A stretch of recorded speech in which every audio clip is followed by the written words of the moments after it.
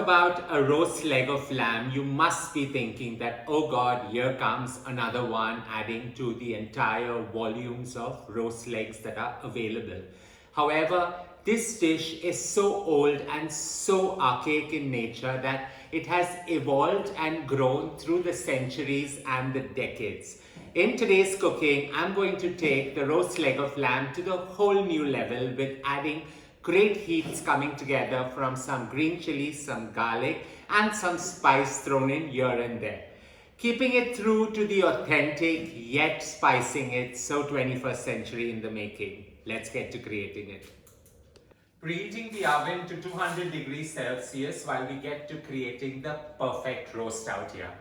Now, most often people do not ever attempt a roast because it looks time consuming, it looks too elaborate to create. So here's one, slightly messy in nature, but at the end you just finish really fast and easy to put it out as a fare. So to start off, we're going to create the bed of vegetables. So I've got about 2 carrots that I've cut into really large chunks. They go on my baking tray. To that, I've got 2 leeks that I've cut, again, the same size as the carrot, into large batons. They go on top. 2 large red onions cut into the largest of veggies go on top. So I like the vegetables being so whole because they just form the accompaniment in the dish itself, absorbing all the flavor that the lamb brings to this dish.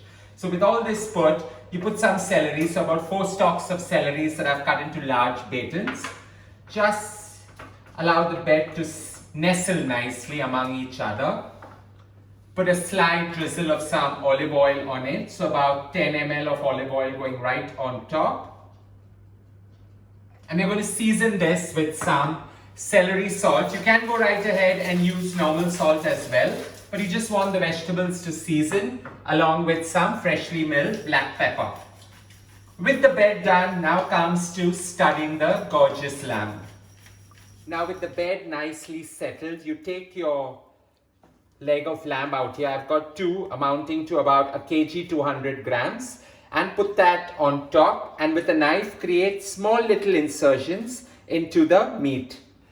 With you creating the perfect incisions into the meat, in goes a green chili. So what I've done is I've taken about 4 green chilies, cut them into 1 centimeter roundels, and we're just going to stud them right into the meat. So this enables the meat to flavor really well from within. Now with the chili nicely studded within, and I flip them and have them studded as well. So you get this little burst of heat. Into the next places go in some cloves of garlic. So go right as much as suits your fancy. I'm using nearly 8 to 10 cloves of garlic per leg out here because I just wanted to stud and scent the meat right from within. Flip it and go right ahead and put it on the other side as well. With the garlic embedded in, and any spare garlic that you have, just put it on top or on the bed of vegetables. Give it about 10 ml of a drizzle of olive oil right on top before you go right ahead and season it. So here you have a fine sprinkling of some celery salt going on this gorgeous lamb leg out here. Some freshly milled pepper.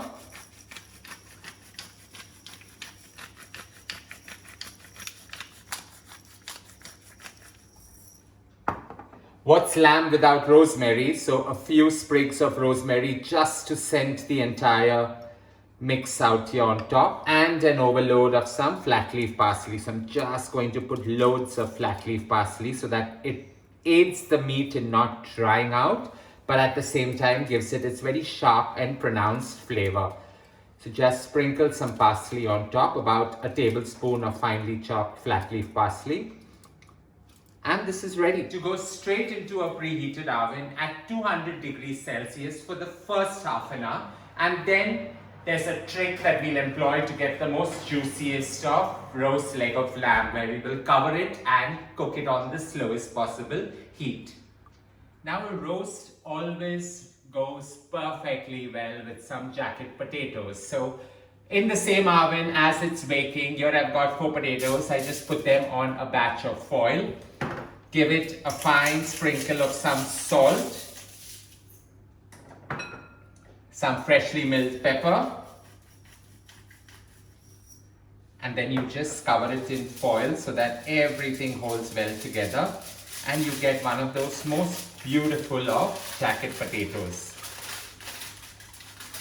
So the best part out here is that everything bakes together in the oven and you have such a breather, yet putting out one of the most fanciest of meals. So with this nicely tightened and ready to go into my bake tray, I get to creating the other 4. When I really want to get into the mode of laid back cooking, these 4 potatoes go into the same baking tray, but after the half an hour that the lamb has seared in the oven. So we are going to let this rest on the side while we take out the lamb in about 25 minutes. And then we will go right ahead and put this on the next shelf of the tray and allow it to slow roast in the oven. 30 minutes at 200 degrees Celsius. This lamb is seared perfectly well, and now we are going to employ a trick to ensure that you have the most succulent of roast. So we take this out.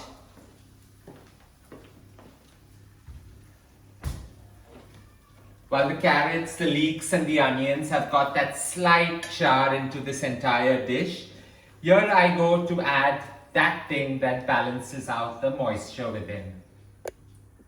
At the bed, you add a cup of water, slightly warm so that it creates that beautiful steam effect in the entire mix, and give it a slight drizzle of some olive oil on top, so another 5 ml. Now every 15 minutes, you're going to take this out and enjoy having it busted so that the flavors are sharp and pronounced. So just take a ladle, lift up all the liquid and pour it over the meat. But for the first time, we're going to cover this up with a foil so that it holds all the moisture within. With the lamb going back in at 180 degrees Celsius, on the top shelf, the bottom shelf goes the beautiful jacket potatoes, cooking to the slowest possible temperature at 180 for a good 1 hour. With the lamb roasting for the next 1 hour at that perfect, moist and lowest of temperatures, and the potato nestled down within, it's a wholesome meal in itself. However, here we have a sauce easy to create that pairs beautifully with it. So firstly, we are going to create one of those most beautiful of roux, where I take 30 grams of salted butter. With the butter slightly sizzling, in goes about 30 grams of refined flour, and you create a beurre noir out here. So the darkest of roux coming together, you allow this to cook together for at least a minute to a minute and a half so that it changes color and just flavors the entire sauce. With this roux nearly done, here I've got my lamb stock. In it goes about 500 ml of it.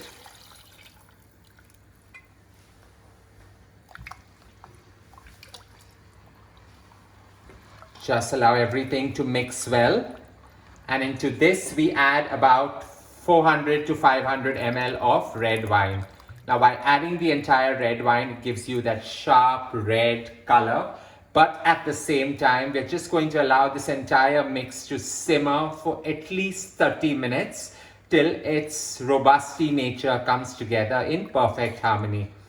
We'll season right at the end, but we're just going to give it the final sprinkle of parsley that we had reserved behind, about a tablespoon of the same.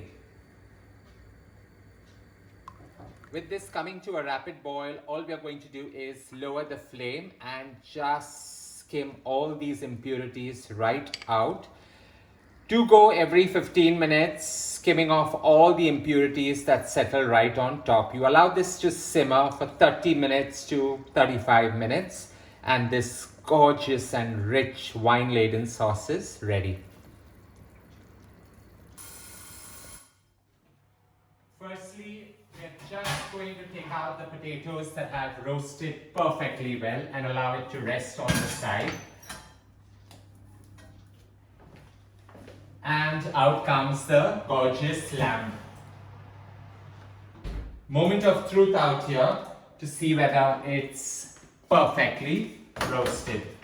And we're just about done with the perfect spice blend and everything. So firstly, all we are going to do is lift up all these gorgeous vegetables that have braised right down and put it on the platter. And nestle one entire leg of lamb right on top of it. Just going to lift this moist and super yum creation going on top over here. The sauce coming on the side in this sauce boat. And we're just going to pick up these hot potatoes and place them on the side. A wholesome meal all in itself. I hope you enjoyed creating this modern take of a roast leg of lamb spiced with the chili and the garlic right within, scenting the entire meat, yet at the same time staying true to what a roast brings to any dinner table. Don't forget to share loads of love by hitting on the like button, and as I always say, don't forget to subscribe.